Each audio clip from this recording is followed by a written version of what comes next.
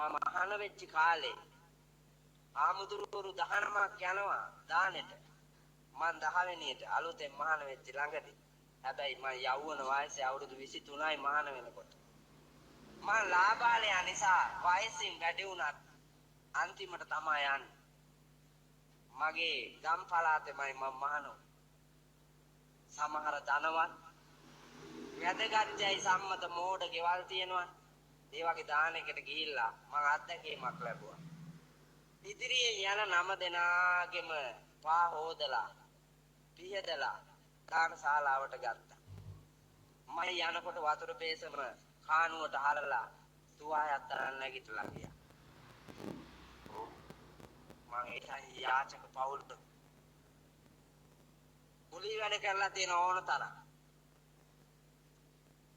ඒ මම වැඩට ගියපු ගෙදරක මිනිස්සු මහාන වෙලාවත් පිළිගන්න කැමති වුණේ නැහැ. අපේ හාමුදුරුවෝ දැක්කා ඒක. වයෝවෘද්ධ අපේ හාමුදුරුවෝ ඒක දැකලා පන්සලට ඇවිල්ලා කිව්වා. මම දැක්ක සිද්ධිය. මං කිව්වා ඒ ගමන මං ගණන් ගත්තේ නෑ අපේ හාමුදුරුවෝ. මට බැන්න ඒ ගමන සරට. සරට බැනලා කිව්වා ඒක ගණන් ගනි. ඒක හිතේ තියාගන්න. මැරෙනකම්ම තියාගනි. සිවුර දැලි ගා ගන්න නැතු හොඳට ඉගෙන ගනි. නොවන්දින අය උන් වන්දිනකම්. දන් නොදෙනේ උන් දන් දෙනකම්.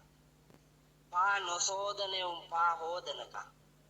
එක්කාගෙන වඩම්මාගෙන නොයනේ උන් උස්සාගෙන යනකම්මයි පුතා සිවුර දැලි ගා ගන්න නැතු ඉගෙන ගනි කිව්වා.